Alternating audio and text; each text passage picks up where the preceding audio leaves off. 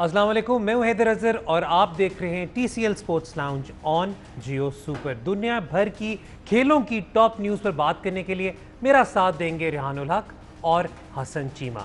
आज के हमारे प्रोग्राम में हमारा बुनियादी मकसद यही होगा कि हम आपको एक डिटेल्ड एनालिटिकल प्रीव्यू दें on the UEFA Champions League final, जो अभी कुछ ही देर में खेला जाएगा in Portugal between Bayern Munich and Paris Saint Germain. उसके अलावा F1 की दुनिया में क्या हो रहा है इस पर एक मुख्तसर सी नज़र डालेंगे रेहानुल हक के साथ। यूरोपा लीग के फाइनल पर भी एक रिव्यू करेंगे, लेकिन शुरुआत होगी हमारी इंग्लैंड वर्सेस पाकिस्तान तीसरे टेस्ट के साथ।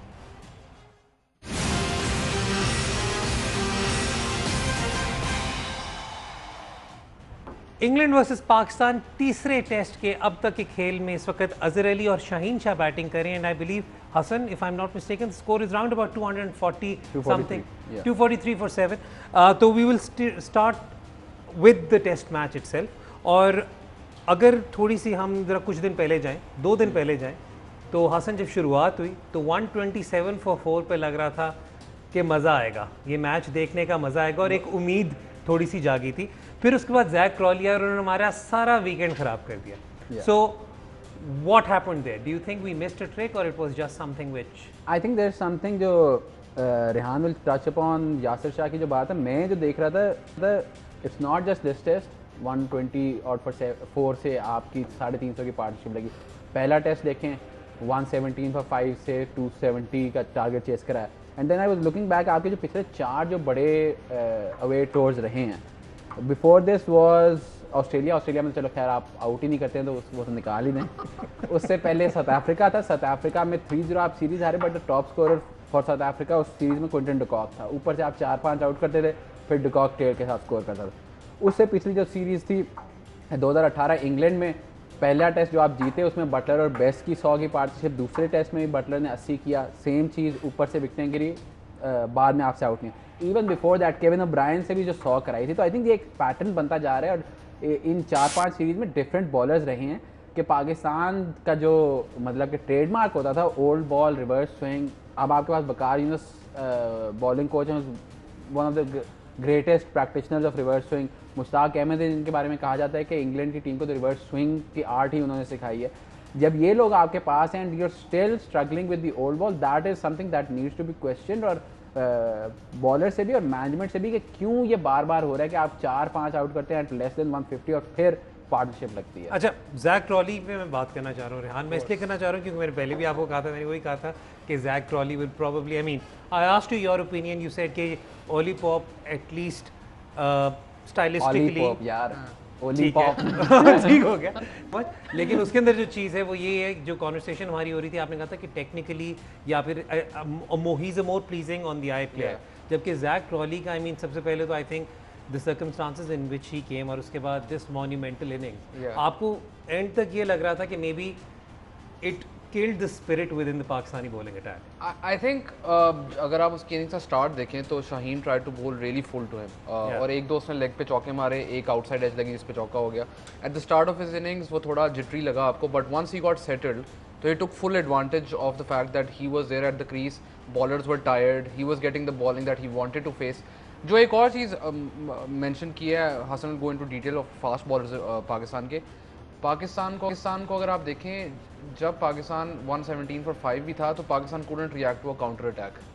जब भी पाकिस्तान को अब ये जो अभी करंट सेटअप है इसके अंदर पाकिस्तान डज नॉट रियलाइज कि अगला जब आपको अटैक करने लग जाए, when they start scoring fast, जब वो काउंटर करे तब पाकिस्तान के पास कोई जवाब है कि नहीं।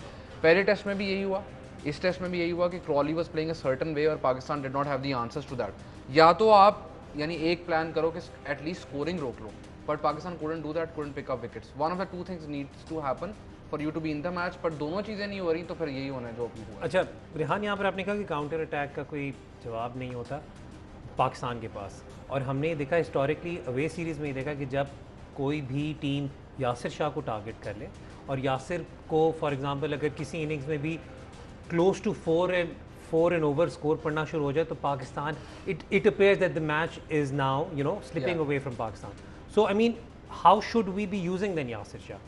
I think we'll shortly see a start on TV as well. जो फर्स्ट इनिंग्स होती है एशिया के बाहर टेस्ट मैचेस में वो कंड्यूसिव होती है फास्ट बॉलर्स के लिए, स्पेशली डे 1 डे 2 के ऊपर फास्ट बॉलर्स काम करते हैं, आपके स्पिनर नहीं काम करते। पूरी दुनिया में आप देख लें कि जो स्पिनर्स हैं उन्होंने जितने ओवर करवाए हैं, Pakistan has bowled the second highest percentage outside Asia in test matches, और मोस्टली वो यासिर शाह ही बॉलिंग करवा रहे होते हैं। और Pakistan has the worst bowling average for spinners in the first innings. Yasir के साथ पाकिस्तान के स्पिनर्स की 100 से ऊपर की average in the first innings of a test match. उसके बावजूद आप 32% ओवर्स उस बॉलर को दे रहे हैं, तो ना सिर्फ आप अपनी स्ट्रैटेजी आपकी गलत है, दूसरा आप उस बॉलर के साथ भी ज्यादती कर रहे हैं कि उसके स्टैट्स खराब हो जाते हैं। बार बार लोग ये बात करते हैं कि Yasir goes for so many run, Yasir की कोई आउटसाइड एशिया इतनी गंदी फॉर्म है। उसकी वजह यह है कि पहले आपके पास ये एक्सक्यूज था कि आपके फास्ट बॉलर्स फिट नहीं थे, तो आपको उनसे बॉलिंग करवानी पड़ती थी। अब तो you have a young crop of fast bowlers, you can use them. So this is a question that Pakistan needs to answer कि क्यों यासिर को पहली इनिंग्स में आप इतने ओवर देते हैं, और तब जब आपको पता है कि he is not be performing at the level he should be, उस बॉलर के साथ भी जाती है। पहले तो उसका बिल्कुल कॉन्फिडेंस खत्म हो जाता है, और सेकंड इनिंग्स के अंदर जब वो वापस आता है तो he has trouble gaining that confidence again. That is something that Pakistan needs to look at on how to use Yasir, and please use less spinners in the first innings outside Asia. और इसमें जो एक बात हसन हमने देखी कि पहले दिन में कुछ ओवर्स के बाद ही मतलब Yasir came in a little early, I mean for all 10th 11th तक वो आई थिंक ही केम इन। लेकिन जो बात की that is actually very very relevant कि अब जब आप कहते हैं कि आपके पास एक younger crop of fast bowlers है, तो यासिर का बर्डन क्यों नहीं हम सही तरीके से मैनेज कर रहे हैं। ये इस पे यही मेरा सवाल भी है कि आपका जो बॉलिंग अटैक है, if you look at there numbers, मैंने इसलिए अभी उनके नंबर्स आज निकाले थे कि बात हो रही है इंग्लैंड के जोफ्रा आर्चर पे बात हो रही थी कि उसका क्या 10 मैचों बाद रिकॉर्ड है, कंपेयर किया बाकी इंग्लैंड के प्लेयर्स के साथ। और जब आप शाहीन और नसीम के साथ देखें तो उनका भी बल्कि एंडरसन ब्रॉड वगैरह से बेहतर रिकॉर्ड है eight the start of their career. बल्कि वो ग्राफिक भी हमारे पास है, वो भी अब ये आपके सामने स्क्रीन पर है। So this is fast bowlers after first test, after first 10 test Naseem क्या अभी 6 टेस्ट हुए तो सिर्फ 16 विकेटें, बाकी सब का अगर देखें तो सिर्फ Woakes has a better average than Shaheen. Archer और शाहीन दोनों की 29 है। बाकी अगर आप ब्रॉड को देखें, ब्रॉड 45 की आफ्टर 10 टेस्ट एवरेज थी, एंडरसन 35 थी। तो ये वो टीमें जो बेसिकली अपने बॉलर को मौका देती हैं बनने का। पाकिस्तान में मसला ये, पाकिस्तान इज़ इन मतलब के दो मुश्किल सिचुएशन में। एक तरफ ये है कि आप अपने यंगस्टर्स पे रिलाई करेंगे, और अभी जैसे मैं पहले बात कर रहा था, ओल्ड बॉल पे अभी तक उनकी वो महारत नहीं है या कोचेज उनको उस तरह सिखा नहीं सके कि वो ओल्ड बॉल से उतने इफेक्टिव हो सकें।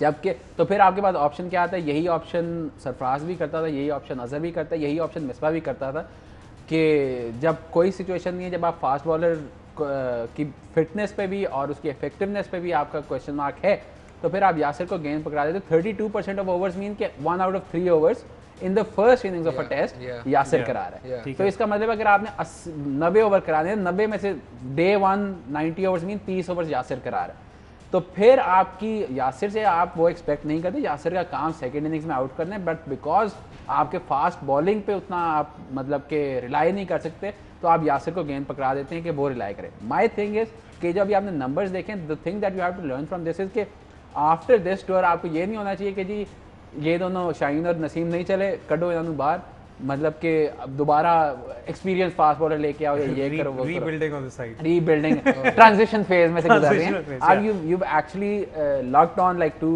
good fast bowlers. The other image अगर हम दिखा सकें अभी जो कायजम ट्रॉफी का था जो अच्छा उसका मैं कॉन्टेक्स्ट देता चलो, क्योंकि हमें पिछले प्रोग्राम में भी ये सवाल आया था कि जी आप मतलब सुहेल खान को क्या नसीम शाह के ऊपर प्रेफर करना चाहिए, जो मैंने हसन और रेहान से पूछा, जिसमें मैंने ये भी डिस्क्लेमर दिया कि जी हम तीनों तरफ फ़ैन हैं रॉ पेस के, तो we would always prefer an express fast bowler. लेकिन अभी जो कायदे आज़म ट्रॉफी के स्टैट्स की बात कर रहे हैं हसन, ये आपके सामने स्क्रीन पर है, ये वाली बात पॉइंट आउट करना चाह रहे थे हसन कि जो stand out one of the stand out bowlers was Naseem Shah. He was the stand out bowler. अगर आप ये देखें, ये टॉप 10 फास्ट बॉलर्स में विकेट टेकर्स है इस साल कायदे आज़म ट्रॉफी में। सिर्फ एक बंदे की 30 से कम की एवरेज है, उसकी 19 की एवरेज है। Everyone else is over 30। और आपके जो एक्सपीरियंस बॉलर्स हैं, जुनैद खान, सदफ हुसैन, ताज वली, ताबिश खान, इनकी 40 से ऊपर एवरेज थी। तो आपका दी स्टैंड आउट बॉलर इन जो आपकी कायजम ट्रॉफी जो रिवैम्प्ड हुई थी और आपको कबरा की बॉल्स और फ्लैटर पिचें मिली, उनमें आपका stand out bowler Naseem Shah था। तो अगर आप ये कह रहे हैं कि नसीम को आपने डेवलप नहीं करना या शाहीन को डेवलप नहीं करना और आपके पास कोई ऑल्टरनेटिव्स हैं, तो मुझे डोमेस्टिक क्रिकेट में at least based on this season तो कोई वो ऑल्टरनेटिव दिखाई नहीं देते जिस पे आप रिलाई कर सकते हो। तो आई थिंक गोइंग फॉरवर्ड आपका यही फोकस होना चाहिए कि नसीम और शाहीन को किस तरह आप डेवलप करेंगे और मैनेज करें। The biggest thing is I think manage करें and at the same time मतलब ये तो लॉन्ग टर्म सोचा, शॉर्ट टर्म भी आपको सोचना है कि जो पहले टेस्ट में हुआ, जो इस टेस्ट में हुआ, कि आपको अभी भी ओल्ड बॉल से विकेटें किस तरह लेनी है उसका सोल्यूशन ढूंढना है। Until you can find that, आपके ऊपर से अब्बास या शाहीन नई बॉल से जितने मर्जी आउट करे, as long as you give other teams chances, और स्पेशली टीम लाइक इंग्लैंड या साउथ अफ्रीका जिनकी 6-7-8 इतने तगड़े होते हैं कि उनके टॉप 3 से कई दफ़ा बेहतर होते हैं, तो फिर this is the thing that Pakistan has to solve. अच्छा रिहान, इसी पे मैं अगर थोड़ी सी बात करूँ या इसी से अगर मैं एक आर्ग्यूमेंट निकालूँ तो वो ये है कि हमने यासिर शाह के बर्डन की बात की, हमने ये वाली बात भी की कि ठीक है जो आपके जो यंग क्रॉप है उन्हें पुराने बॉल से बॉल कराने के अभी उस किस्म की महारत नहीं हासिल, तो क्या ये कहना दुरुस्त है कि we were bowler short in this game? I think ये क्योंकि बर्डन तो फिर आ गया ना इन्हीं पर आया। I think cricket one of crickets oldest arguments है, 4 bowler 7 batsman, like old school सोच यही है कि आप 6 बैट्समैन, 1 विकेट कीपर और 4 आपके स्पेशलिस्ट बॉलर हों। Some teams have this luxury of कि उनका एक टॉप ऑर्डर बैट्समैन जो है वो बॉलिंग करवाता है। पाकिस्तान का जब यूएई में रिकॉर्ड देखते हैं अक्सर तो पीपल फॉरगेट द फैक्ट कि how important Hafeez was. Maybe he did not take as many wickets as the other 2 spinners in UAE. But he controlled the flow. Controlled the flow. Left hander आता था, आपको पता था कि Hafeez will pick you a wicket up there. अब पाकिस्तान को ये देखना है कि what are they trying to develop. ये question मेरे ख्याल में आपको पूरे पाकिस्तान टीम मैनेजमेंट से पूछना चाहिए कि what are they trying to develop, a batting all-rounder और a bowling all-rounder. ठीक है, ये सवाल उनको आंसर करना पड़ेगा कि नंबर 7 वाली जो पोजीशन जिसकी वो बात करते हैं।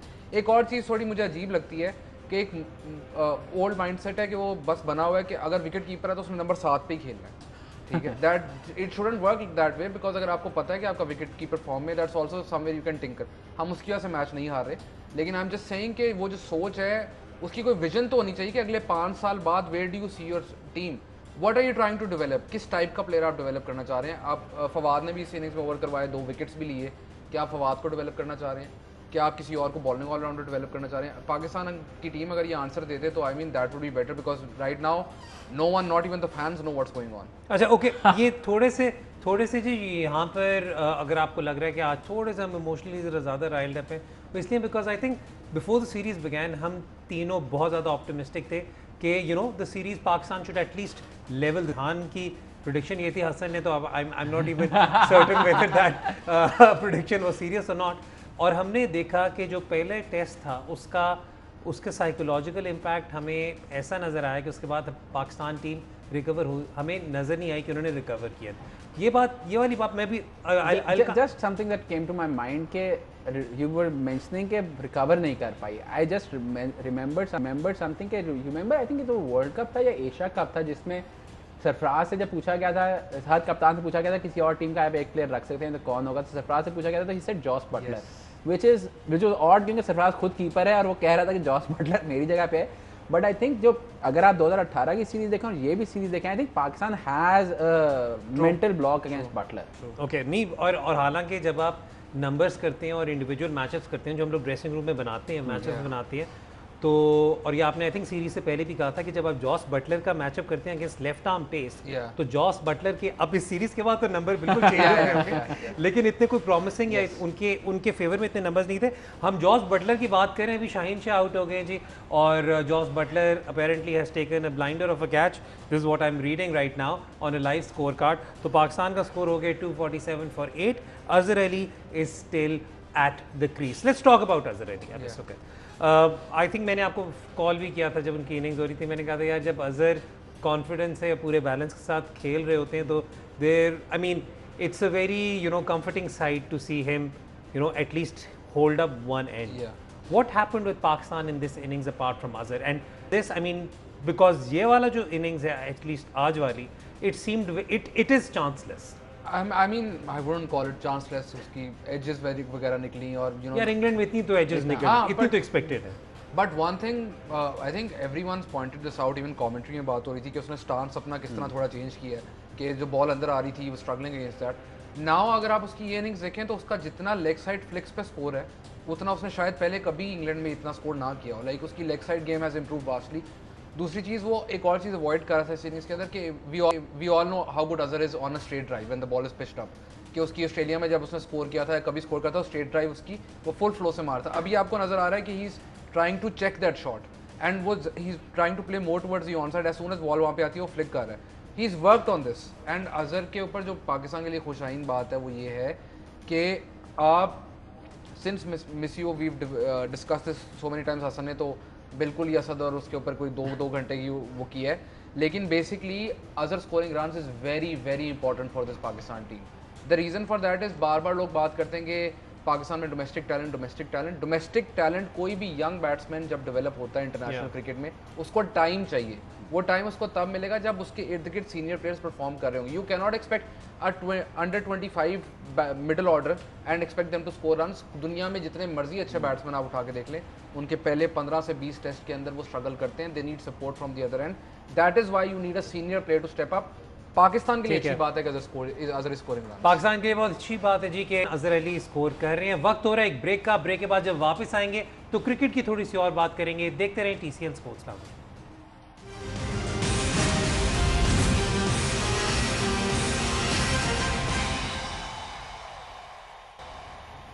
TCL स्पोर्ट्स लाउंज में एक बार फिर खुशामदीद। सबसे पहले तो जी मैं अपने शो के प्रोड्यूसर का शुक्रगुजार हूँ जिन्होंने हमारे सामने मैच भी लगा दिया है, तो हम डायरेक्ट आपको देखकर बता भी सकते हैं। ये बात अलग है कि I think if I was in your place I would tune in to the match directly rather than ABC. अच्छा okay Rehan, I am going to you are discouraging people from watching. No it's right now, क्योंकि मुझे पता है कि you know preference किधर होती है, तो मैं इस चीज को कर रहा हूं। I know you underestimate yourself, but you're not as bad as Abbas की batting. अच्छा Rehan, let's talk about the spinning options that Pakistan has. ठीक है, हमने क्यों I want to come back to that point, क्योंकि यासिर पर देखें, क्योंकि जितना यासिर के बारे में हाइप बनी थी, fastest to x number of wickets, fastest to every number of wickets, तो उसके बाद यू नो लोग कह रहे हैं कि there seems to be decline, जबकि हमने जब से पहले टेस्ट में देखा कि यासिर का डिक्लाइन उतना मेजर उस किस्म का कोई भी नहीं है। He still pitching in the right places. I think जब पाकिस्तान टेस्ट मैच जीतता है even outside Asia, Yasir is a man who is picking up those wickets. आपको पहला टेस्ट मैच याद हो तो पहले टेस्ट मैच में भी Yasir was the guy who provided those breakthroughs. Yasir का कसूर नहीं है कि आप उसको फर्स्ट इनिंग में 30 ओवर देते हैं, वो तो उसको जो कैप्टन कह रहा है या जो प्लान है उसके मुताबिक उसने बॉलिंग करवानी है। फर्स्ट इनिंग में spinners are not successful outside Asia, it's a given fact. The other thing is जो आप स्पिन ऑप्शंस की बात कर रहे हैं, अगर आप डोमेस्टिक क्रिकेट फॉलो कर रहे हैं, I mean there are lot of people commenting on domestic cricket and all, Qasim Bhatti की बात हो रही है ये वो। आप जो आपका प्लेयर ऑफ द टूर्नामेंट था कायद आज़म ट्रॉफी के अंदर, he is not even part of the squad, नाम लेने की ज़रूरत नहीं है, पर कहने का मकसद ये है कि Pakistan also needs to decide कि क्या आप प्लेयर को एज टैलेंट आइडेंटिफाई कर रहे हो या आप एक्चुअली में डोमेस्टिक परफॉर्मेंसेस देख रहे हो। There is a difference between that. And the other thing is जब बार बार लोग बात करते हैं कि जी डोमेस्टिक फॉलो करके बैट्समैन निकालने चाहिए, आप डोमेस्टिक का रिकॉर्ड उठा के देखें, वो वही प्लेयर हैं जिनसे आपको पहले मसला था कि वो क्यों टीम में खेल रहे हैं, जो हाईएस्ट स्कोरर्स हैं।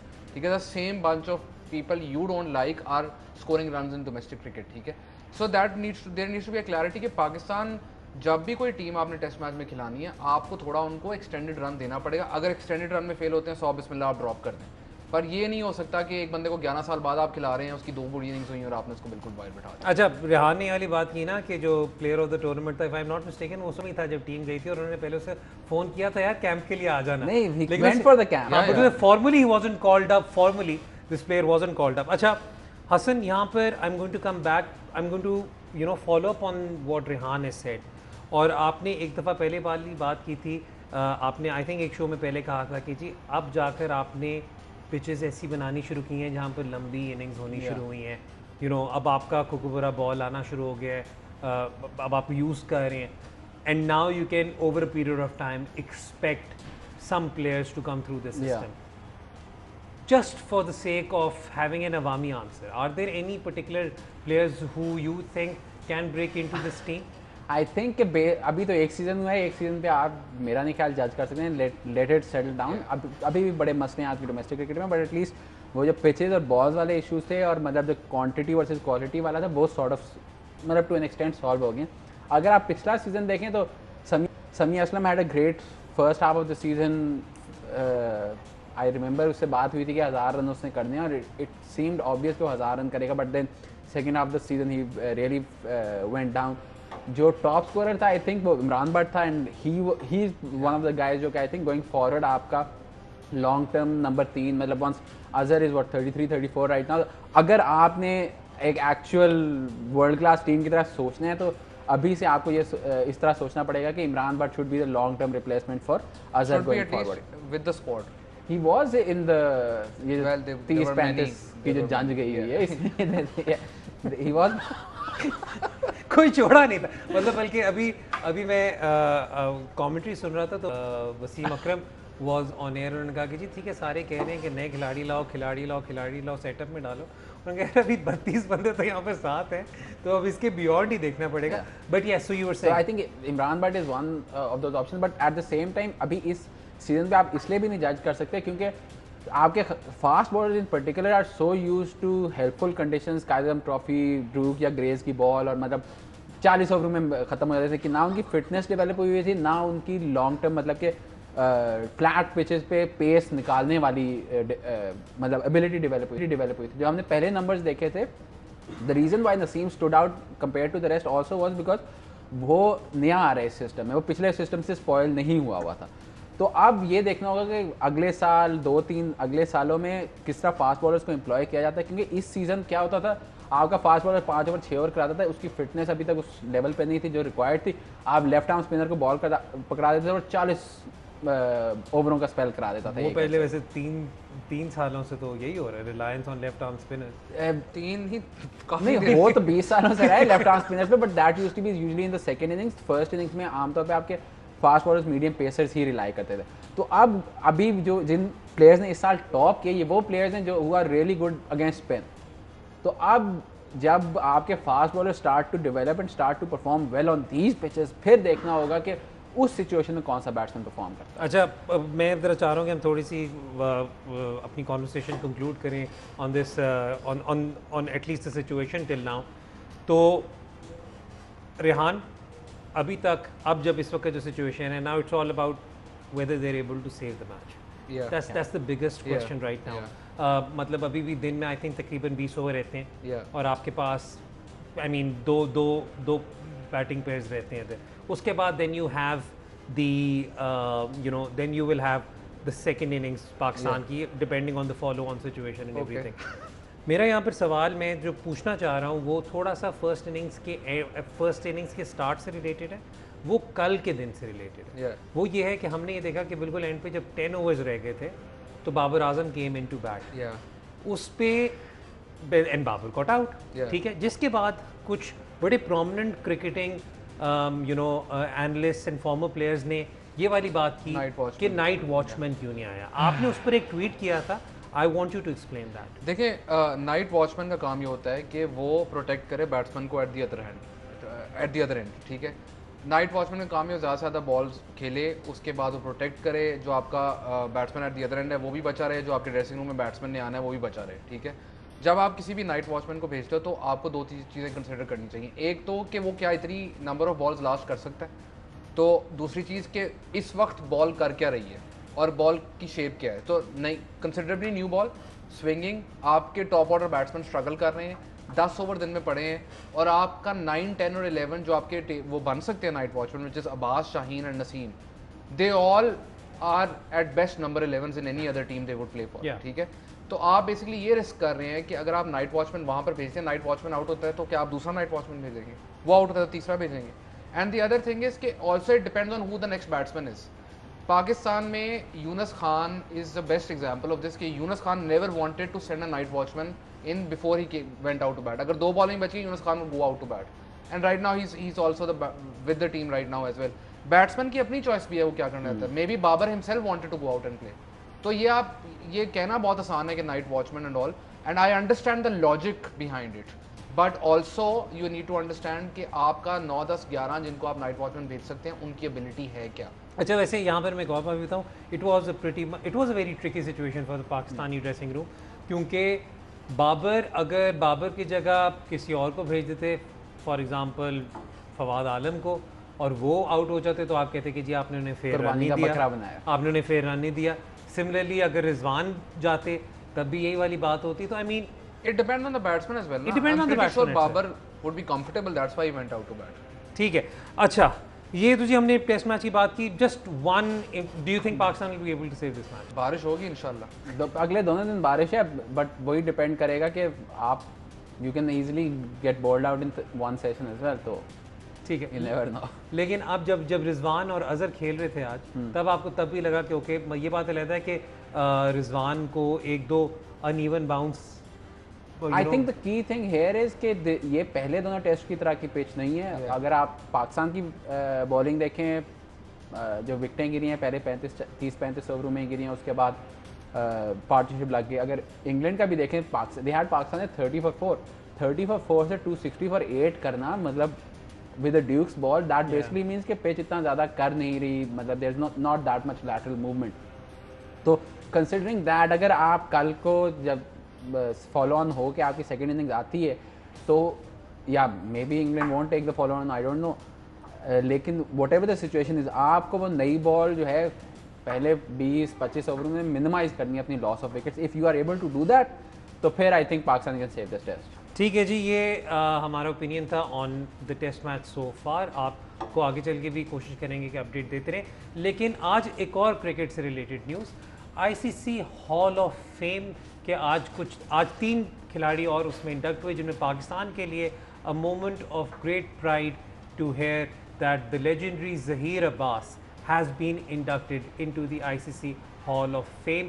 ज़हीर अब्बास, जिन्होंने उन्हें नहीं देखा, आप सबको just to sort of like revive his memory and to show you how graceful he was, the legendary Zaheer Abbas. Rehan, आपकी मेरी अमूमन काफ़ी ज़्यादा कॉन्वर्सेशन होती है जब हम बात करते हैं कि जिस एरा में जो खिलाड़ी खेला हो, हम उन्हें कोशिश करते हैं कि उन्हीं के एरा के प्लेयर्स के साथ कंपेयर करें स्टेटिस्टिकली।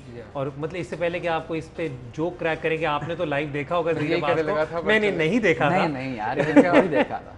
लेकिन अगर हम क्रिकेट छोड़ दी थी उसके डेब्यू से नहीं, लेकिन अगर उस पर बात करें Rehan, so I mean how would you compare Zaheer Abbas purely on his numbers to some of the other players at that point? देखिए, मैं ज़हीर अब्बास की जो ग्रेटनेस है उसको मैं ओडीआई क्रिकेट से रिलेट करना चाहूँगा कि when Zaheer Abbas was playing, one day cricket was new, इतना लोगों को नहीं पता था कि वनडे क्रिकेट खेलनी किस तरह है।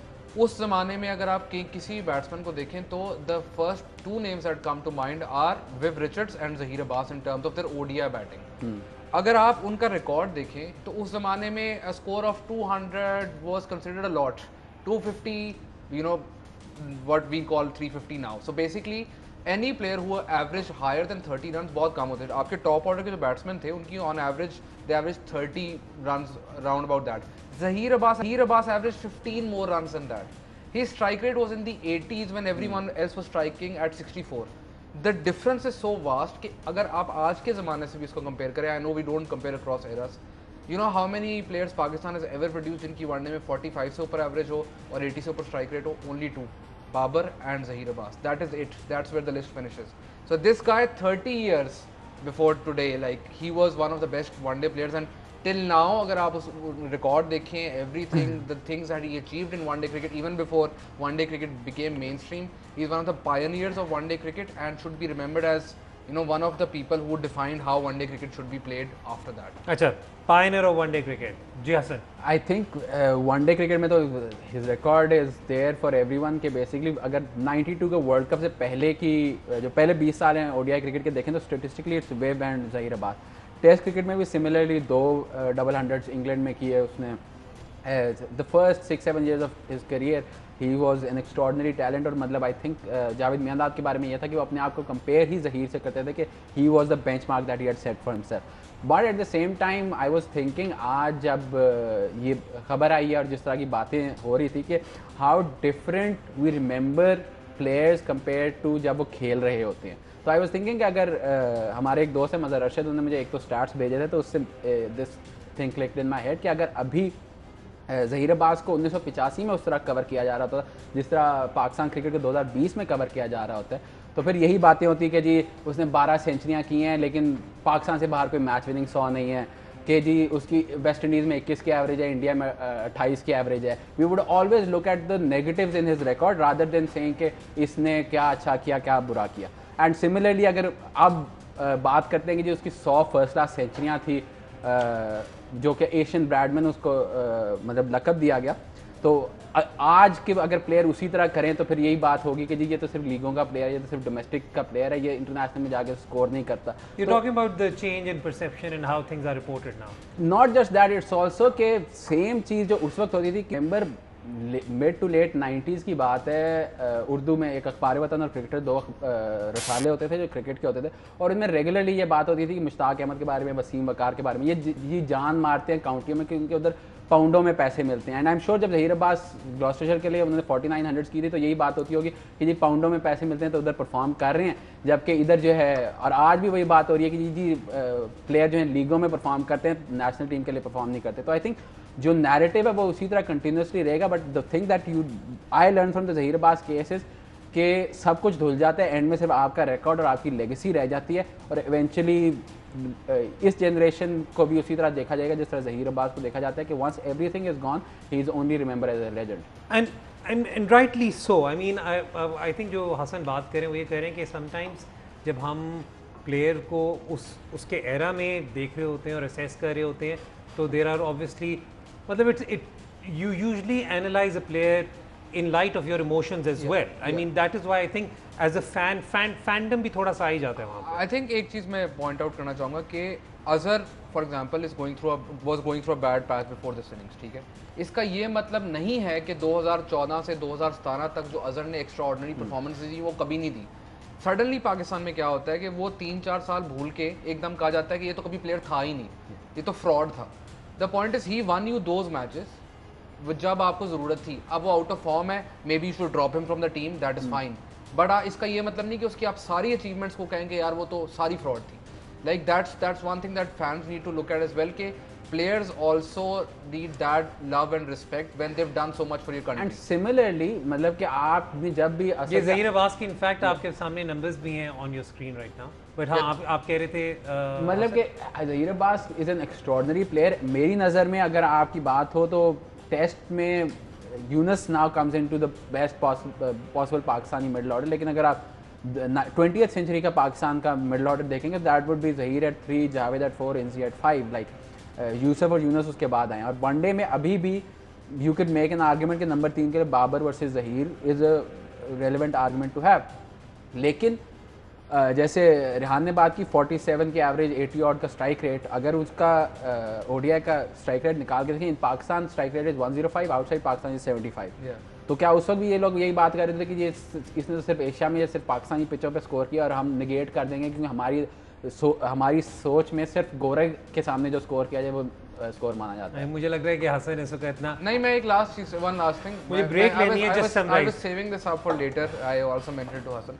इस तरह अगर आप ऑस्ट्रेलियन प्लेयर्स का रिकॉर्ड देखेंगे कि उन्होंने कितनी सेंचुरीज होम पे बनाई हैं और कितनी आउटसाइड ऑस्ट्रेलिया बनाई है, तो वो आपको लगेगा कि उनके सारे प्लेयर ही सिवाय 1-2 के सब फ्रॉड। ठीक है, नहीं अगर पाकिस्तानी मीडिया होता तो डेविड वार्नर एक फ्रॉड होता। वो तो चलो ठीक है, वो मोस्ट प्रॉब्ली कुछ पता नहीं, उधर भी ऑस्ट्रेलिया में भी शायद मीडिया ये करता हो, हम दूसरा फॉलो नहीं कर रहे। लेकिन जी वक्त हो रहा है ब्रेक का, लेकिन ब्रेक में जाने से पहले आपको सिर्फ इतना बताते चले कि मोहम्मद अब्बास भी आउट हो गए हैं। We'll take a short break and then we'll be back. देखते रहे TCL स्पोर्ट्स लाउंज।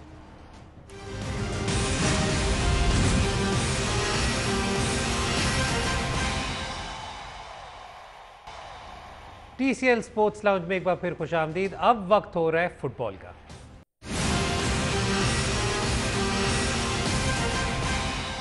सो यूरोपा लीग फाइनल हुआ जी, जो Sevilla won 3-2 by beating Conte's Inter Milan. लेकिन यहाँ पर सिचुएशन ये थी कि for a significant period of time आपको ये लग रहा था कि maybe Conte's going to break सिवियाज रन। नहीं, जहाँ पे काला जादू आ गया वहाँ पे क्या किया जा सकता है। मतलब like the moment Sevilla scored their first goal, it was like इस टीम ने नहीं हारना, because it's like they keep making comebacks. It's not even कि वो कोई आइडेंटिटी होती है, नावासेंट बनेगा इस साइड। मेरा नहीं ख्याल कि कोई भी ऐसा प्लेयर थे जो ज़्यादा देर से सिविया के साथ है। मोस्टली वही मॉन्ची जो मतलब 58-54 में जो प्लेयर ले आता है, अब वही प्लेयर खेल रहे थे। एंड इट इज़ एक्स्ट्रॉर्डनरी कि एक कल्चर जब आपने बनाया हो किसी चीज़ को प्रायोरिटाइज करने का, यूरोपा लीग को, Sevilla looks at Europa League like Real Madrid जो है वो चैंपियंस लीग की ट्रॉफी को देखती है कि ये तो हमारी ट्रॉफी है और we need to win it. वो जो बिलीफ है और वो जो right from the top of the club president onwards जो एक आइडेंटिटी क्रिएट हुई है वो दिखाई देती है कि even in bad situations Wolves के खिलाफ, यूनाइटेड के खिलाफ और फिर इंटर के खिलाफ, तीनों मैचेस में देयर वर फेजेस जहाँ पे सेविया वर ओवररन, लेकिन at no point did it seem like के वो हार मानेंगे या वो लेट जाएंगे. And the performances of especially Banega, I think it was a weird match क्योंकि 3-2 में अगर 5 में से 4 गोल सेट पीसेस पे हो तो और कोई इतने कोई क्लियर कट चांसेस थे, लुक्स अ लिटिल वियर्ड. लेकिन the way they control the game and specially बनेगा की जो सेट पीस डिलीवरीज थी और जिस तरह उसने गेम को लास्ट हाफ आवर कंट्रोल किया, दैट वाज लाइक बनेगा फाइनली अपने पोटेंशियल पे पहुंच गया. एवर बनेगा का जी एक लव अफेयर है इस पैनल के साथ, जो ऑन एयर तो पिछले 6 सालों से है, लेकिन उससे पहले का एक लव अफेयर यहाँ पे चल रहा है. आप अपनी स्क्रीन से भी देख सकते हैं जी some of the images from सेवियाज सेलिब्रेशन. रेहान, आपने कहा कि इस पे बात करनी है, जीतना सेविया नहीं है, ठीक है, वो तो eventually it did come true. However it happened eventually at the end thanks to an own goal by Romelu Lukaku. I think it was unfortunate because Lukaku was still one of the standout players for Inter till that point in time. I think जो सेविया की बात की है in the Europa League and all, the player who scored 2 goals for them wasn't even supposed to start this match, ठीक है, और उस बंदे ने पूरे ला लीगा सीजन के अंदर 6 गोल किए और अब वो 2 goals he scores in this match. The other thing about semi-final the other thing about Inter, and basically you guys can better discuss what Conte wanted to do. The thing with this is that it's amazing how Navas still does what he used to do about 10 years ago. ठीक है, कि he's 34 years of age and he's still जो दूसरे side पे he's a 23-year-old fullback. Navas still runs more than him. And basically he's the best player to exploit what Inter. But Hasan ने यही वाली बात की थी regarding Inter last season कि जो इस वक्त इंटर के विंग बैक्स हैं, I mean they not full backs इस तरीके से, जो विंग बैक्स हैं दे वो डिफेंसिवली या उस वाला तो उनका कोई सीन है ही नहीं ना, मतलब वो they just there to provide with to contest. तो वो तो सेविया ने वैसे ही नेगेट कर दिया बाय इंश्योरिंग कि वो जो भी मोस्टली पोजीशन रखें या जो भी करें वो सेंटर में रखें जितना मर्जी रख सकें. Exactly, and that's why Jesus Navas was also playing at right back. He's played a lot there recently in recent times as well. That was also to negate exactly what you mentioned. The other thing is that you saw this match, the type of goals that were scored, and Luke De Jong की मैं ये story सुना दूँ कि he's missed more sitters than I've seen most players miss in La Liga this season. के गोल के सामने वो मिस कर रहा है, and again it comes back to when it's a Europa League final, he's finishing it off like that. And the other thing is कि सेविया को, अगर आप सेविया की बात, लोपेटेगी की बात करें, Monchi deserves the most amount of credit. And he deserves the most. Actually, I saw अभी ये Luke De Jong का गोल भी बड़ा अच्छा था, but like Lopetegui का भी you have to say कि he's been vindicated considering जिस तरह का उसका 2018 गया था. Lopetegui पे actually हमारे पास question भी आए हैं. And the other thing regarding Monchi के De Jong वाला जो decision है, that's the Lopetegui decision. So like I know कि the narrative it's easy to say कि Monchi ने team बनाई, but like I think considering what Lopetegui has gone through the last 2 years, he deserves a lot of credit. अच्छा, इतना तो मैं वैसे सबको बताता चलूँ कि आपके पास दुनिया के सबसे हाई प्रोफाइल स्पोर्टिंग डायरेक्टर्स भी आ जाए ना यूरोपियन क्लब में. आगे आने वाले दिनों में हमें कभी जब डिटेल में जब हम ट्रांसफर्स डिस्कस करेंगे तो will get an opportunity to discuss European club structures के किस तरीके से जो प्रीमियर लीग में क्लब्स होते हैं उनमें और जो इटालियन, स्पेनिश और जर्मन क्लब्स हैं उनमें जिस तरह ट्रांसफर पॉलिसीज डिवाइस होती हैं, we will discuss those and will talk about the roles of technical directors और स्पोर्टिंग डायरेक्टर्स. तो उसमें फिर हमें ज़रा ज़्यादा मौका मिलेगा. लेकिन जो आप मोंची वाली बात कर रहे हो, आई मीन ये आपको इटली में भी नज़र आता है, आपको स्पेन में भी नज़र आता है. वो आपको एक गुलदस्ता बेशक आपको ला के दे दें ऑफ टॉप प्लेयर्स, लेकिन कोच इज द वन जिसने फैसला करना है कि वो कहाँ पे फिट हो रहा है. Completely. Case in point Gareth Bale. Completely. But I mean yes, completely. But like इस केस के अंदर ये है कि सेविया for them to even finish where they finish in La Liga in the same number of points as Atletico Madrid. और by the way मैं ये clarify कर दूँ, जो लोग अभी तक सोचते हैं कि एटलेटिको मैड्रिड एक बेचारा क्लब है जिसके पास कोई पैसा नहीं है, they are one of the richest clubs in the world, one of the top 10 richest clubs in the world. और उन्होंने जितनी स्पेंडिंग की हुई है over the last 8 years, I think 8 to 10 years, them and Juve are like 9th and 10th in the wages bill. So basically for Sevilla to finish on equal number of points as them is a huge achievement with the budget that they had at the season. And as Hasan mention Lopetegui का role इसके अंदर is huge. The other thing with Monchi, this is very clever what they do is के वो जब भी को player sign करता है ना तो लाइक आप प्रोजेक्ट साइन करते हैं 18 साल 19 साल का बच्चा 21 साल का बच्चा, मॉन्ची प्लेयर साइन करता है 26 साल 25 साल और वो उस तरह के प्लेयर साइन कर रहा है who will immediately fit into this and who are built to play one competition which is the Europa League. ठीक है, like their central midfielder Fernando is perfect for the job that he does. Ocampos is perfect अगर आपने break पे खेलना है in European football, he is perfect for that. So the kind of players you also sign is also taking into account के वो कौन सा competition जीतना चाहते हैं. अच्छा, ये मैं मतलब जो आप जो ट्यून इन कर रहे हैं और बार बार मॉन्ची का नाम सुन रहे हैं, देखिए आपके यूरोपियन फुटबॉल में बहुत कम एडमिनिस्ट्रेटर्स या यू नो बैकरूम स्टाफ में कुछ लोग इतने प्रोमिनेंट होते हैं जितने मॉन्ची हैं. Why? Because he devises the entire transfer policy there. ठीक है, similarly he has tried to do the same when he went to Italy as well. Yeah, but मतलब the players that he picked did fit into the Rudi Garcia plan at that time. Yeah, but I also feel like Roma, if you look at the last 10 years of Roma, उन्होंने किसी भी plan पे ज़्यादा देर stick नहीं किया. क्योंकि ownership stable नहीं थी ना. Just the last 10 years. हाँ, उससे पहले तो स्टे किया है ना यार वो हमेशा. Yeah, मतलब कि उस वक्त तक तो एक टारगेट मैन पीछे टॉटी, फुल स्टॉप.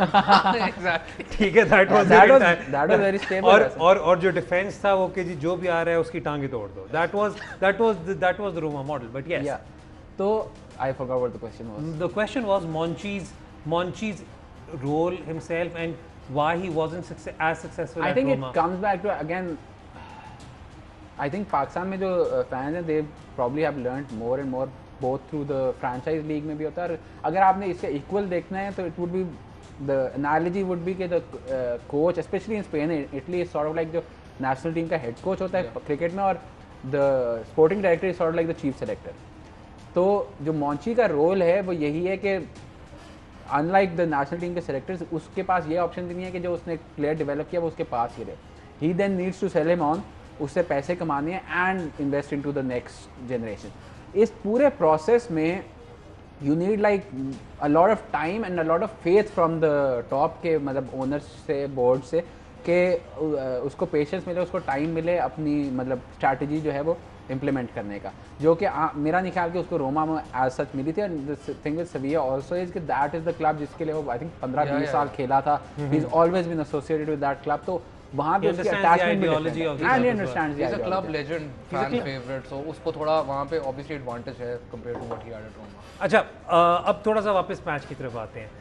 हमने जब प्रीव्यू किया था यूरोपा लीग का तो उसमें हसन ने बात की थी कि क्रिएटिविटी कहाँ से आएगी फॉर इंटर, राइट? और उसमें सवाल था एरिक्सन का और एलेक्सिस सैंचेज का था कि how will he fit in. मैंने बताया था कि जी अभी इस वाली उसमें तो नहीं आएगा, बाद में आएगा. बट व्हेन वी सॉ कि when Alexis Sanchez came in, his first touch almost resulted in a goal, and then he went completely missing.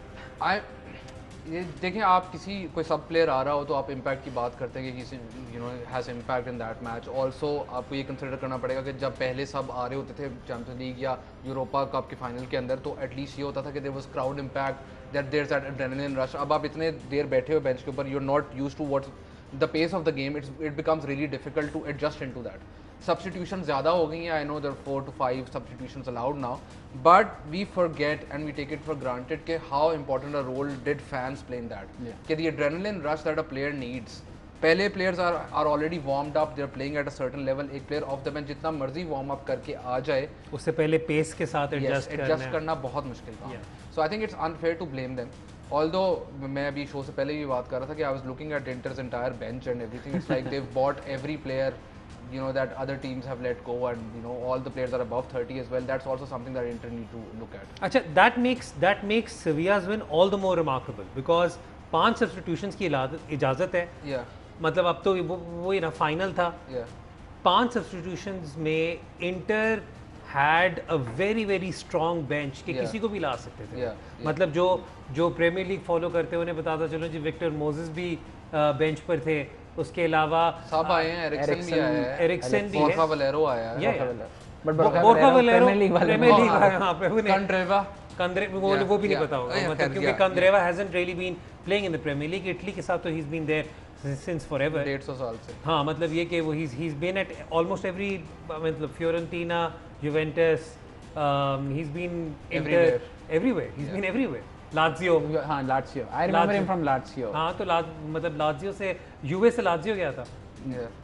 So I mean that is the kind of situation that he's at. So that makes the Sevilla win all the more remarkable. Yeah, absolutely. I mean, Sevilla की अगर आप and again I'll come back to the point कि जो लोग La Liga follow करते हैं उनको ये भी आइडिया होना चाहिए कि Sevilla is not a team that has even post COVID जब ला लीगा स्टार्ट हुई है तो वो इतनी substitutions इसलिए नहीं करते क्योंकि उनके पास options है ही नहीं. उनके काफ़ी प्लेयर जो हैं ड्यूरिंग कोविड उसके अलावा they haven't recovered to full match fitness and that's a problem they been facing. That is why it's incredible that Ever Banega who was playing his last match for Sevilla played at the level that he did. Navas, who's 34, kept running throughout the match. And मैं एक और चीज़ point out करूँगा, incredible for Sevilla. The other thing is very emotional for Sevilla as well क्योंकि जो उनके दो players who won, you know, who Navas won with the Europa League with are no longer, you know, alive. So that's another emotional moment for Navas as well. So like Sevilla, for them this was, you know, a trophy for their players, a club as well, and also for their history which started in 2006. Remarkable story for Sevilla.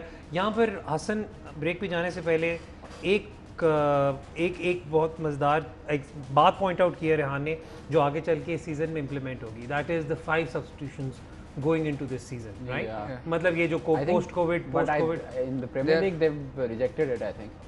But I think in Champions League and some of the other leagues is going to happen.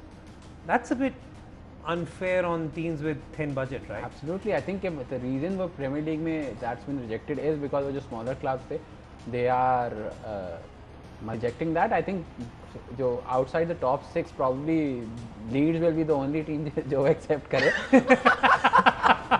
यार 5 substitutions का Christmas तो last कर जाएगा. Yeah, hopefully. But I think ये जो एक continuous जो progress है football की towards the rich getting richer, it's sort of like the latest example of that कि अगर आप मैन सिटी हैं और आपके against 10 men behind the ball team खेल रही है 1-0 लीड कर रही है, लेट से आपका इस साल की तरह का स्क्वाड होता है जिस तरह वो लियोन के खिलाफ खेले, तो you could bring on David Silva, Bernardo Silva, Riyad Mahrez, ये 3 हो सकते हैं. अगर उस पर आप 2-1 कर लें तो फिर you still had that formation. But अब आपके पास 5 सब्स्टिट्यूशन है, then you can bring off a striker and then go back to the shape that you want. तो इसलिए विद 5 सब्स्टिट्यूशन आपके पास ऑप्शंस ज़्यादा खुल जाती हैं और मतलब you will probably see earlier substitutions taking place as well. And जो कि स्मॉलर क्लब में वो जो उनकी मेन 11 के बाहर हार्डली 1-2 प्लेयर होता है who is like of the elite standard. तो इफ आई वुड होप कि ये पोस्ट कोविड एक सीजन चाहे चले but eventually it goes back to the 3 substitute rule, सिर्फ इसलिए ताकि it gives the smaller teams थोड़ा सा उनको चांस तो मिले. ठीक है, आपको जी साथ साथ अपडेट भी देते चले कि पाकिस्तान की आखिरी विकेट भी गिर गई है. Pakistan in first innings manage to score 273 जिसमें अज़हर अली नॉट आउट रहे विद 141. अच्छा, थोड़ी सी मैं अब कॉन्वर्सेशन करना चाह रहा हूँ. अगेन ये जो बात हो रही थी बेंच की और ये सारी जो पोस्ट कोविड के जो सिनारियो होगा उस पर जो conversation, I just want to you know sum this up. Rehan, 5 जो इनका अर्ली सब्स्टिट्यूशन होती है उसके अंदर जो सबसे पहली जो आपको जो चीज़ बहुत ज़्यादा कॉमन होनी शुरू हुई है जब से football has restarted was the half time substitution. आपको हाफ टाइम पर एक सब्स्टिट्यूशन और एक चेंज तो नज़र आनी शुरू हो गई है. एक तो बेंच वाली बात हो गई, आपको 30 बंदे का स्क्वाड तो चाहिए ही चाहिए. बिएल्सा को वैसे ही चाहिए है, ठीक है, क्योंकि ये जो जिन्हें नहीं समझ आई जब लीड्स यूनाइटेड की इन्होंने बात की और हंसने लगे. Please follow Leeds United, they're your new favorite team in the Premier League. Please follow Leeds United, you'll have a lot of fun. जब तक वो सैक नहीं होता. फॉलो बिएल्सा ने, आई थिंक अब नहीं होता सैक, एटलीस्ट 1 साल तो नहीं होता. डू फॉलो लीड्स यूनाइटेड क्योंकि जितना बिएल्सा की टीम ने भागना है उतना आई डोंट थिंक किसी और टीम ने भागना है. बट again Premier League में आप कह रहे हो कि this hasn't been applied as yet. I think the other thing is कि I'm not sure if the Premier League has applied, like clubs are rejecting but we still don't know what the final ruling is going to be on that. The other thing is Hassan mentioned about the rich getting richer. मैं आपको सिर्फ इसकी एक example दे दूंगा, ये red bull गिरने लगी. एक एग्जांपल मैं आपको दूंगा कि people don't realize कि one of the things that is ignored is Real Madrid won La Liga because they could do 5 substitutions because of the squad depth they had. ठीक है, that plays a huge role with the richer clubs with the bigger squads doing what they want to do. The other thing is जो आपने छोटे clubs की बात की, अगर आप ये अंदाजा लगाएंगे कभी कभी teams even in these times struggle to put out 16 players out. ठीक हो गया. There are some teams like that. अगर आप इतनी substitution allow कर देंगे और वो इंजर हो रहे हैं, there would come a time when there will be no competition, teams might even protest against this, and this is something that FIFA as an overall body needs to look at, and also like the FA of different countries also need to look at this. हाँ ठीक है यार, जी। FA और FIFA ही तो बड़े क्लबों के खिलाफ फाइट करेंगे। वही तो ख्याल रखते हैं वो, प्लस यूएफए को भी डाल दो बीच में से। ये वक्त हो रहा है जी ब्रेक का। ब्रेक के बाद जब वापस आएंगे तो रिहान से बात करेंगे ऑन फार्मूला 1, कुछ आपके ट्वीट्स को भी शो का हिस्सा बनाएंगे। उसके बाद then we will begin our preview of the UEFA Champions League final. तो देखते रहें TCL sports lounge.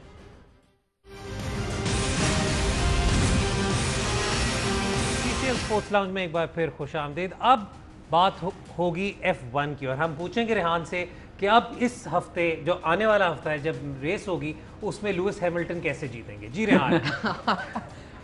I think जीतेंगे तो Lewis Hamilton he. I think Belgian Grand Prix is the only Grand Prix जो पिछले 2 साल से Mercedes नहीं जीता। Okay. Ferrari won in the last season and the season before that. And the reason for that is the Belgian Grand Prix काफी different है because it still follows same old school. Is it still at Spa? Yeah.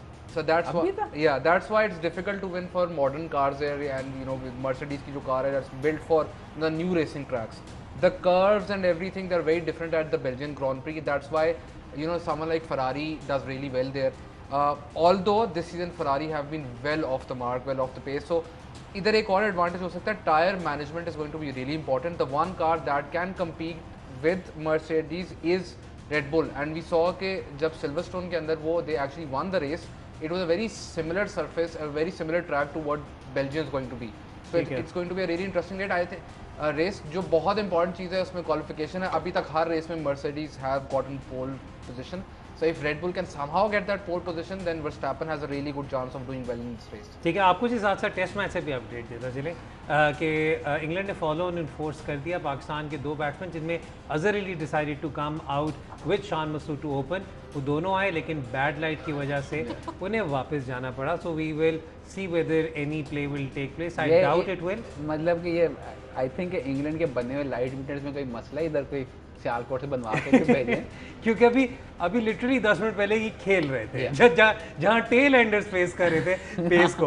But anyways let's come back to formula 1। अच्छा Rehan, so Belgian Grand Prix is still a lot more open. Yeah, it is, and the other thing that everyone जो भी Formula 1 follow करना चाहता है उसके लिए this is a very interesting story कि there is a brake duct issue going on right now.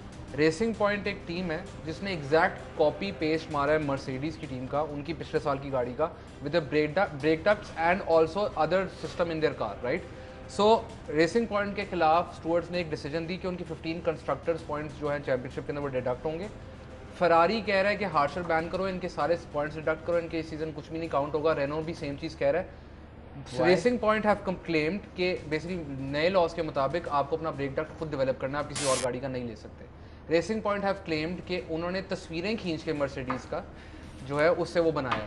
The x owner of Jaguar is saying कि basically ये सब झूठ है, तस्वीरों से आप कुछ नहीं बना सकते और ये सब बिल्कुल गलत है, रेसिंग पॉइंट वाले झूठ बोल रहे हैं। और उसने एक और इल्ज़ाम लगाया है मर्सिडीज़ के डायरेक्टर के ऊपर कि ये जब फिशिंग करने जाता है तो he uses the boat which is owned by Racing Point का owner. So this entire controversy is going on right now, and the funny thing is that 2 of the biggest teams around 10 years ago, Ferrari and Renault, are the ones who are right now biggest on this case कि Racing point को ban करो, खत्म करो racing point. ये खुद नहीं है यानी काम करते थे सारे obviously अब, लेकिन how the tables have turned, how the mighty have fallen. So that's the one interesting thing with F1 right now. हम कभी आपको सीरिया से बताते हैं मज़ेदार गॉसिप्स और रूमर्स, कभी हम आप और कंट्रोवर्सीज। हालांकि मैंने कहा था कि of the field controversies cover नहीं करेंगे, लेकिन this actually impacts the sport itself, right. लेकिन इस तरह के वैसे रेहान जो कॉपीराइट्स और पेटेंट वाले केसेस होते हैं ना, वो ज़्यादा इस तरह के होते हैं। So I mean, so what is going to happen? I mean what does, I understand that a 15 point deduction means a lot in the grand scheme of things, but for those who don't follow Formula 1 that much, उन्हें ज़रा थोड़ा सा इस overall पूरे case का बताएं। Can there be a disqualification overall from the constructors championship? जिस तरह आईसीसी और फीफा है ना, उस तरह स्टुअर्ट्स की डिसीजन है F1 के अंदर। एक तो 90% टाइम्स वो एक बहुत ही absurd डिसीजन लेते हैं, ठीक है, और फिर उस डिसीजन पे आप जितने मर्जी, आपने बहुत अच्छी फिर एनालॉजी दी है, आगे चले। एक उसके ऊपर फिर आप जितनी मर्जी अपील्स कर लें, इट वेरी रेयरली हैपेंस कि दे change their decision. However this is the first time कि 6 टीमों ने प्रोटेस्ट किया और 6 टीम्स ने ऑफिशियल लीगल कंप्लेंट्स की और उसके बाद अगले दिन 4 टीम्स ने बैकआउट कर दिया, अब सिर्फ 2 टीम्स बची हैं जो अभी तक इसको कर रही हैं, Ferrari and Renault being the top teams to contest this entire thing. But like the funny thing is कि रेसिंग पॉइंट एक बेचारी सी टीम है और उसके खिलाफ ये सारे everyone is saying their budgets are really low, and by the way this will benefit Racing Point, because अगर रेसिंग पॉइंट के 15 पॉइंट्स डिडक्ट हुए तो नेक्स्ट सीजन को किस तरह बेनिफिट होगा, they get more testing time, because new rule से कि आप जितना नीचे फिनिश करेंगे उतना आपका टेस्टिंग टाइम इंक्रीज होगा। So this might be a blessing in disguise for Racing Point as long as they don't get banned. ठीक है जी, तो अगर आप पहले फार्मूला 1 को तरह नहीं फॉलो करते रहे and you want to get into the sport, तो Belgian Grand Prix might be best race to follow and get into the sport with। अच्छा जी, अब वक्त हो रहा है आपके कुछ ट्वीट्स का। पहला ट्वीट जी, क्योंकि इन्होंने पिछली बार भी शिकायत की थी कि हमने इनका ट्वीट नहीं शेयर किया था, लूका डोंचिच फैन क्लब इन्होंने नाम रखा हुआ है, ट्विटर हैंडल है इनका वनीला वाला। ये काफ़ी ज़्यादा स्टार्ट्स वगैरह भी प्रोवाइड करते हैं, so if you do get an opportunity do follow him, he share some interesting facts stats from time to time. वो ये कह रहे हैं कि जी with no test series for a while would it be wise for Azhar and Asad to go back into the Quaid-e-Azam Trophy and get back their run scoring form before the test series in New Zealand। मैं आपको ये बताता चलूँ कि जो पिछले साल भी हुआ था वो ये हुआ था कि पाकिस्तान ने कैटेगोरिकली कहा हुआ था बोर्ड ने कि आपको अपने डोमेस्टिक में खेलना है for you to be eligible for Pakistan selection, और इसी वजह से बल्कि कुछ प्लेयर्स जो उस वक्त कुछ लीग्स में भी जाना चाहते थे उन्हें भी एनओसी प्रोवाइड नहीं किया गया था, इसी बात पे कि आप पहले फोकस अपने डोमेस्टिक पे दें, which frankly speaking is the call to strengthen the pool and strengthen the domestic tournament. So in all likelihood that is exactly what these two will be doing. अब चलते हैं जी कुछ और सवालात की तरफ। वकास अहमद का ट्वीट है, let me just pull it up. I would really like for you two guys to shed light on Joss Butler, ठीक है, and how ECB cricket stuck with him when he wasn't going anywhere with his batting. Who are the core of this Pakistan team that we need to show the same amount of faith in to get dividends later? Pakistan के present core में ऐसे कौन से players हैं जिन्हें full banking की ज़रूरत है? देखें, एक प्लेयर के साथ तो आप ऑलरेडी कर चुके हैं, बाबर आजम। पाकिस्तान ने उसको बैक किया, वो अपने रिजल्ट्स डिलीवर कर रहे हैं। I think this a really good question also because of the fact कि पाकिस्तान में ये रियलाइजेशन नहीं है कि बैट्समैन को टाइम चाहिए टेस्ट क्रिकेट में सक्सीड करने का। आप 2-3 मैच खिला के उसको ड्रॉप करेंगे, वो कभी उस लेवल पे परफॉर्म नहीं कर सकता, एक्सटेंडेड रन चाहिए। बटलर के साथ तो इतना पेशेंस इंग्लैंड ने भी दिखाया which is surprising, but they basically saw his white ball performances, they saw के he is won so many matches for them in white ball cricket and they still stuck with him despite the fact कि there were lot of people in England जो कहते थे कि इसको बिल्कुल white ball cricket की तरह खेलना चाहिए, टेल के साथ इस तरह खेलना चाहिए। Buttler on the other hand had adjusted really well too, उसने जब काउंटर अटैक करना था उसने काउंटर अटैक किया सीरीज के अंदर, when he need to play slow he is also played at that rate. There needs to be that patience. The other thing is जो players आप मेरे से पूछेंगे, it's very simple right now, तीनों आपके इस मैच के अंदर खेल रहे हैं, इसके शाहीन, नसीम, बाबर ऑलरेडी आपने किया है, और जो भी आप प्लेयर लेके आएंगे, फवाद के बारे में मैं कहना चाहता हूँ, बट देन आई रियलाइज़ कि आपने पहले उसके 11 साल ज़ाया कर दिए। ठीक है हसन, जॉस बटलर की भी अगर हम बात करें तो एक बात ये भी हम बताते चले सबको कि जब जॉस का स्काई के साथ इंटरव्यू हुआ था after the first test, he himself acknowledge that he was under a lot of pressure. He said I felt that this was probably my last game as well. हाँ, and the interesting thing in this is कि अगर आप England के मतलब जो players हैं England में या इंग्लैंड में जो मीडिया है उनसे बात करें तो जॉस बटलर के ऊपर जब बात आ रही थी कि जॉस बटलर क्यों ड्रॉप हो रहा है, तो यही बात चलती थी कि चूँकि वो उनके का जो कोर ग्रुप है which is Joe Root, Chris Woakes, Ben Stokes, उनके का बड़ा अच्छा दोस्त है, और वही बातें लाइक रिगार्डलेस ऑफ बॉर्डर्स हर जगह यही चलती हैं कि ये तो सिर्फ इसलिए खेल है, दोस्ती यारी, लाइकिंग डिसलाइकिंग के ऊपर खेल रहा है which is not even new, क्योंकि अगर आप आज से 10 साल पहले चले जाए इंग्लैंड का वही कोर ग्रुप था, स्वॉन, प्रायर, एंडरसन, ब्रॉड का, and their issues with Kevin Pietersen, तो उनके ऊपर तो मतलब किताबें, डॉक्यूमेंट्रीज, पता नहीं क्या क्या किया गया। तो that happens in every dressing room, her team में होता है, कुछ प्लेयर्स को थोड़ी ज़्यादा लीवे दी जाती है, and Buttler is that sort of player because 40 test में अगर आपकी एक भी 100 है, लेकिन considering his white ball record, आप अगर उसके साथ उसकी टीम में हैं या उसको नेट्स में देखते हैं तो यू नो कि यार जिस दिन he figures out the red ball game तो फिर हम सॉर्टेड हैं। We got a number 7 who is better than any number 7 जो कि उसका ऑल्टरनेटिव आ सकता है, and that's the thing you have to remember. Buttler का केस भी देखें या कोई और मतलब बाबर या अजहर की फॉर इंस्टेंस बात हो रही है कि अजहर को खेलना चाहिए कि नहीं खेलना चाहिए, तो उस पर मैं यही कहूँगा कि look at what the alternatives are. Buttler still had Bairstow and Foakes as the alternatives. अगर आप अभी आपने अजहर की बात की थी, अजहर को मैंने भी बहुत कहा है कि लास्ट 2.5 सालों में उसका record has been poor same as Asad, लेकिन बात वहीं पे आती थी कि whom do you go back to as the number 3, क्योंकि अगर आप साउथ अफ्रीका की जो लास्ट ईयर जो सीरीज हुई थी, हारिस सोहेल was injured, तो whom did you go for number 3? You had to get an opener Shan Masood to bat at number 3.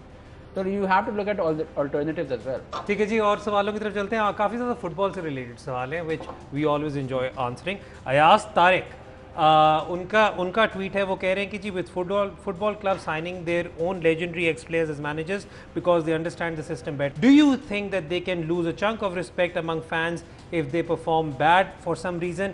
If so, shouldn't they avoid it? मैं आपको इसका काउंटर आर्गुमेंट दूंगा। if the legend ends up winning with the club, तो फिर वो he then becomes someone like Kenny Dalglish, जो फिर उसके बाद then becomes an undisputed legend of that particular club. Similarly, जब ज़िनेदीन ज़िडान को अनाउंस किया था, तो हमारे एक दोस्त हैं रेहानुल हक, जो बहुत ब्लाइंडली फॉलो करते हैं रियल मैड्रिड को, उन्हें इस बात का खदशा था कि क्या वो फ्लोरेंटिनो पेरेज के साथ चलेंगे, नहीं चलेंगे।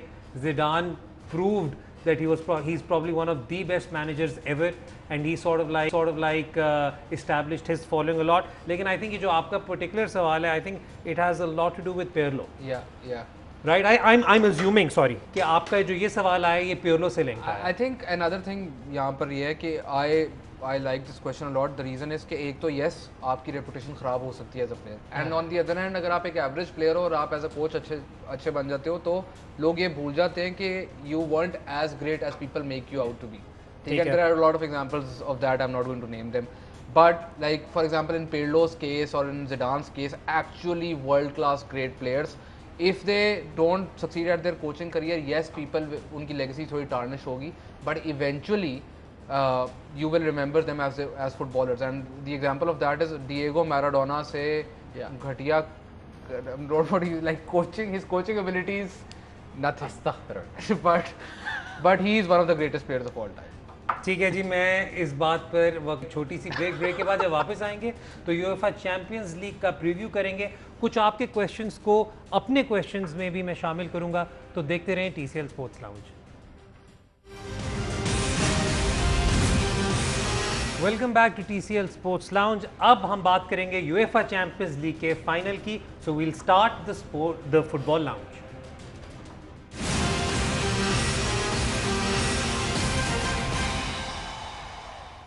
यूएफए चैंपियंस लीग का फाइनल आज रात खेला जाएगा बायर्न म्यूनिख और पीएसजी के दरमियान, और उस पर अब हम कॉन्वर्सेशन करेंगे। आपके कुछ सवाल भी हैं, तो I am going to use those to segue into the conversation. Suhail Ahmed का ट्वीट है कि what are the futures of Neymar and Mbappe if PSG manages to win UCL and Barca wants Neymar and Madrid wants Mbappe, do you guys think really think these two will leave PSG after winning और will stay for longer run? ये सवाल है। और दूसरा सवाल बेवजह का है, क्योंकि मतलब उनका नाम बेवजह है, हसन। मैं फिर से आपको रिमाइंड करा दूं, जिनका सवाल है which is a very very pertinent question, और वो क्वेश्चन है कि do you see Thomas Tuchel going with 4-3-3 against Bayern in the finals as well, considering they do give early on chances in the match, and do you feel Bayern could introduce Hernandez and Pavard in the starting 11 in the final? Mbappe और Neymar पर हम आगे conversation करेंगे, लेकिन this is a good question, the formation one. I think as far as Tuchel is concerned, he likes, it's not even the 4-3-3, he calls it a 4-1-4-1. एक defensive midfielder होता है, to central midfielder. At least जब वो Dortmund में था तो वो almost attacking midfielders होते थे, लेकिन मतलब कि इधर वो अंडर हेरेरा और लियांड्रो परेडेस, अगर आपके दो अटैकिंग मिडफील्डर्स तो देयर बेसिकली दो सेंट्रल मिडफील्डर्स ही। जो इंटरेस्टिंग चीज़ इसमें ये होगी कि I know they faced Atlanta, but one of the things I was looking back before the semi-finals was the pressing numbers जो different leagues में होते हैं। तो England and Germany were at the top, Spain and France were at the bottom, and Italy was like halfway between those two. तो अगर ये हमने already देखा है, Real Madrid have struggled with the high press जो Manchester City का था, ये तो लीग आ में खेलते हैं। लीग आ में सबसे सक्सेसफुल प्रेसिंग भी इन्हीं की होती है, PSG की, which is basically क्योंकि टायर टीम्स के खिलाफ it's easier to win the ball back।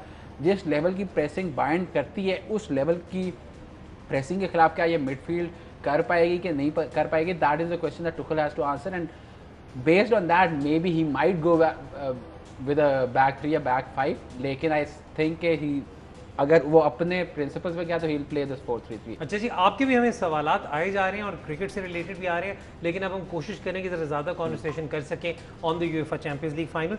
तुखल की बात हुई, is there going to be significant temptation for Tuchel to change his tactics? Because ठीक है, अगर मतलब ये बात कही जा सकती है कि अगर आप बायर्न के पिछली 2 परफॉर्मेंस को देखें तो आप थोड़ा सा सोचें कि नहीं, maybe I don't think this is the way I should go, लेकिन जो यहाँ पर बात पॉइंट आउट हुई है कि प्रेसिंग की वजह से कोई स्पेस निकल सकती है, can there be a case made for say Icardi to start?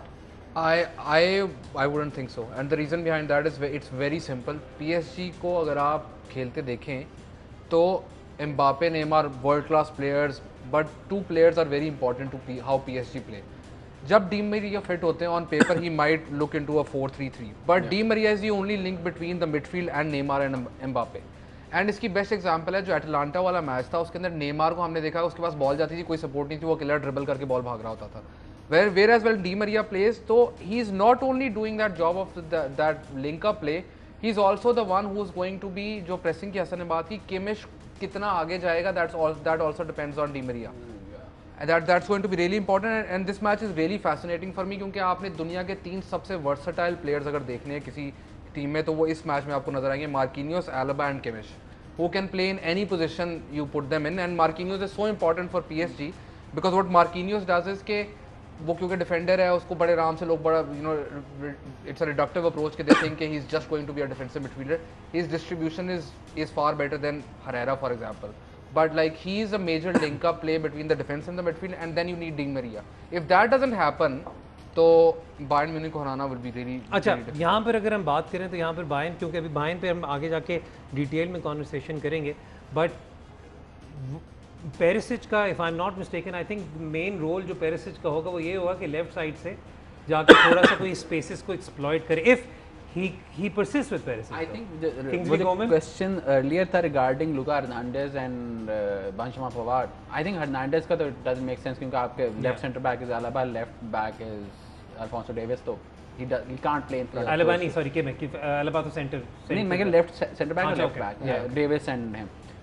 The question is with the Pavard वाली चीज़, क्योंकि right पे अगर नाबरी आगे खेल रहे हैं और जोशुआ किमिश खेल रहा है as right back, then that right side is fully exposed. वहीं से आपको अटैक होंगे. हमने पहले दोनों मैचेस में भी देखा वहाँ से अटैक होंगे. अगर आप बार्सिलोना वाला मैच देखें तो दोनों goals came from Jordi alba के जो डीप रन थे फ्रॉम बिहाइंड किमिश की पोजीशन. ये आपकी स्क्रीन पे जी, ये जो इन्होंने पहले जो 11s खिलाते रहे, जो फॉर्मेशन जो खिलाते रहे, आप ये भी देख सकते हैं. फॉर्मेशन तो जो पहले बात कर रहे थे कि परेडेस और हेरेरा ही are the only ones who can support that, but Di Maria बहुत इंपॉर्टेंट होंगे.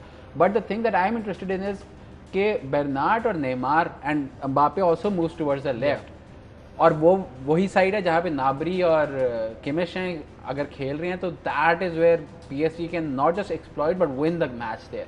तो फिर सवाल ये आता है कि क्या किमिश को सेंटर मिडफील्ड कर को राइट बैक खिलाया जाए, विच वॉज द फॉर्मेशन जो आखिरी 6 महीने before the covid break Bayern खेलती रही है.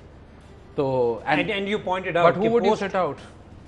गोरेट्स्का नहीं, बट गोरेट्स्का का, क्योंकि the thing with Goretzka is कि गोरेट्स्का का रोल ये है कि he is an elite presser. अच्छा, बायर्न म्यूनिख की भी अगर 11 हमारे सामने एज इन जो पहले खेलते रहे फॉर्मेशन ये सामने हो, तो now I think would be better for us. Basically इस फॉर्मेशन में when they are sitting back तो अल्कांटारा और गोरेट्स्का दोनों sit back in front of the back two, लेकिन व्हेन दे आर प्रेसिंग तो Muller, Goretzka, Gnabry, Perisic and Lewandowski, ये 5 बंदे एक साथ अटैक करते हैं. अब ये है कि does PSG have the defence कि जिस पे आप इतना प्रेस करोगे? Are Bayern like infatuated with how good their press has been in the quarter final and semifinal कि वो कहते हैं कि यहाँ पे भी सक्सीड कर जाएगा? क्योंकि अगर इस टीम के खिलाफ आपने 5 बंदों से प्रेस किया, you are leaving 5 men behind या इवन 4 men, क्योंकि अल्फोंसो डेविस तो खैर कवर कर लेगा, बट वो अगर प्रेस भी कर रहे हैं तो वापस आ जाएगा. बट अगर आप 5 बंदों से प्रेस कर रहे हैं and you are leaving 3-on-3 या 3-on-4 with Mbappe, Neymar and Di Maria. Yeah. That's a problem. अच्छा, नहीं तो same problem is with the other team as well, क्योंकि अगर आप लेवेंडोव्स्की, नाबरी और से मुलर को छोड़ रहे हैं ऑन से Thiago Silva, they're not going to they're going to sit back. They're going to sit back. They're not going to play with the high play on the counter. Even when, like Hassan mentioned, कि PSG जब अपनी league में भी खेलता है तो even then जब ये सिल्वा खेल रहे होते हैं, Thiago Silva, so they don't press that high. Their defensive line is still, and Marquinhos becomes really important because then Marquinhos fills that gap to press, right? So he plays in that defensive holding place. Silva doesn't have that pace any longer, and PSG are very aware of the fact that he doesn't. And that is why I think Marquinhos' role will be the most important one. Yeah. Keeping in mind कि मुझे मतलब क्योंकि I think I read it somewhere कि ये भी possibility हो सकती है कि मार्किनियस को कम्प्लीटली वो राउंड आउटर पे लगा दें, Yeah, that's मुलर पे लगा दें, but mistake. That would be a huge mistake, But but I I mean think keeping in mind कि वो जिस तरह वो स्पेस एक्सप्लॉइट करता है। मसला ये है, अगर वो मुलर के साथ जाएगा तो मार्किनियस वाली जगह बिल्कुल खाली होती है. No matter how much Ander Herrera runs, that is really crucial. As soon as you man mark Muller, Muller will go to the right wing, Gnabry center में आ जाएगा, and basically you have to deal with Gnabry against Thiago Silva, and pace पे आप मुकाबला कर लो. Also like मुलर अगर side पर जाता है और आप बेसिकली उसका प्लेयर बेच के ज़ाया कर रहे हैं. I can explain it, like Muller is going to, he drifts in and out of all matches जब पोजीशन आपके पास, so pressing he's really good, he's scoring a lot of goals these days. पर आप even अगर आप उसको man mark करते हैं, he still find that space because he is just looking for that space, that's all he does. वो पूरे match के अंदर he is not asking for the ball at his feet, he is just looking to run around, find the right place, and आपका basically वो जो एक player है जिससे आपने वो सारा बिल्डअप प्ले करना है, आप उसको ज़ाया कर रहे हैं. Because Marquinhos is going to be that important for PSG. If PSG are to win, Marquinhos needs to play a really crucial role. If PSG has to win, I think everyone has to play a very very crucial role. And again, I would like to come back to Angel Di Maria, क्योंकि पिछले match के बाद Di Maria became the highlight of every single conversation. बल्कि in fact मतलब जो आपको बड़े बड़े पब्लिकेशंस भी मिलते हैं उनमें उन्होंने ये वाली बात नहीं की कि Neymar and Mbappe have to step up. उन्होंने बैठकर मतलब I think तारीफों के पुल बांध दिए I think on D Jonathan Maria. Wilson also wrote if Neymar, if Di Maria was fit in the semi-finals and finals of the World Cup in 2014, Tina would have won it. Like that's how much people rate Di Maria. Yeah. कि जो link up play है, and also like this is where it becomes really important. Even when he was playing for Argentina, even when he was playing for Real Madrid, and now that he's playing for PSG, what is the alternative? अच्छा, PSG के अंदर एक और बात भी है, मतलब अगर आप हसन PSG की मैचेस देखो, जब डी मरिया वहाँ पे प्रोमिनेंट फीचर करते हैं, he is free to roam around to significant extent within the midfield. तो आपको वो मिडल में भी नजर आता है. बेसिकली द सेंट्रल फॉर्मेशन जो इसकी आती है टुखल की, दैट इज बेसिकली जब 4-1-4-1 भी होता है, बट 4-3-3 में his front three has to be very mobile. He was जब डॉर्टमुंड में था तो पुलिसिक को टीम में लाना, डेम्बेले का जो सीजन था जिसकी बेसिस पे 150 मिलियन का गया था, ओबामयांग का जो लीव लेना वो इसके अंडर ही था, बिकॉज ही हैड रॉयस तो खैर सारा टाइम इंजर होता था, but Pulisic and Dembele on the wings, but they would constantly switch wings, and centre में ओबामयांग होता था, who would go like in to the channels, right wing left wing पे जाता था. सेंटर मिडफील्ड से भी I think Gundogan was still there, तो वो अटैक करता था. तो it's a very mobile front three front four जो होता है. और जो PSG की भी टीम है, इसमें अगर डी मरिया, एम्बापे, नेमार, इनमें से किसी को भी आप रिस्ट्रिक्ट कर दें एक सर्टेन जोन में, तो आप उनको मिनिमाइज कर रहे हैं. उनकी स्ट्रेंथ ही फ्री रोल में है. नेमार की स्ट्रेंथ ही ये है कि ही गोज डीप ताकि he can run at defence, weather that's a left back, weather that's a right back, वो उस पर डिपेंड करते हैं. एम्बापे का टारगेट ये होता है कि he finds out who is the slowest defender in the back four and takes him on. And Di Maria का सिमिलरली कि वो अगर राइट पे जा रहे हैं, लेफ्ट पे जा रहे हैं, या डीप आ रहे हैं, बॉल को कैरी कर रहे हैं, उसका रोल, अगर आपने डी मरिया को एक राइट विंग पे बस एक इनसाइड फॉरवर्ड का रोल दे दिया, तो दैट इज लाइक आप उसको मैक्सिमम कैपिटलाइज नहीं कर रहे उसके टैलेंट्स पे. ठीक है, हम बायर्न म्यूनिख की बात करें, बड़े मैच की बात करें, लेवेंडोव्स्की की बात ना करें तो फिर हमने किसी चीज की लेवेंडोव्स्की नाम ही विल स्कोर 11 goals की. या हाँ, so you are saying something. I think Di Maria की एक और चीज़ है, दुनिया में कोई आपको ऐसा डी मरिया के लेवल का नहीं मिलेगा जो कि दूसरी टीम के फुल बैक्स को एडवांस करने से बेहतर रोक सकता हो.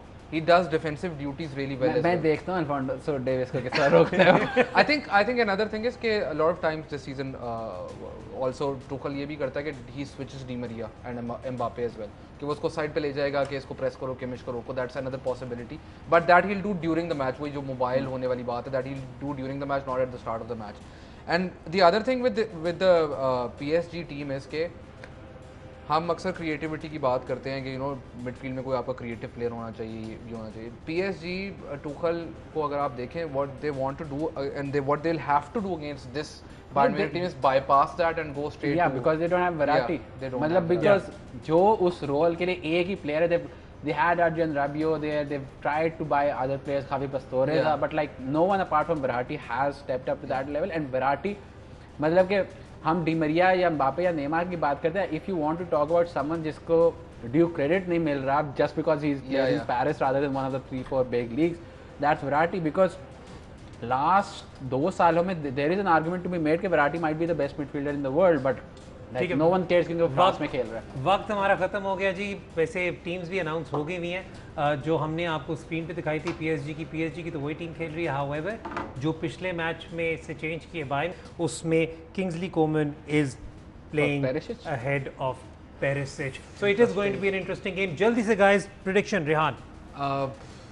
आई am going to say PSG, any score line? By an odd goal, I don't know how. हाँ जी, Bayern 4-2. Bayern 4-2. I'm going to be on the fence for this one and just going to simply enjoy this one. ये था जी हमारा TCL Sports Lounge, एक extended TCL Sports Lounge। आपको कैसा लगा अपना फीडबैक हमें ज़रूर दीजिएगा। अगली दफ़ा तक के लिए रेहान, हैदर और हसन चीमा को इजाज़त दें। खुदा हाफिज़।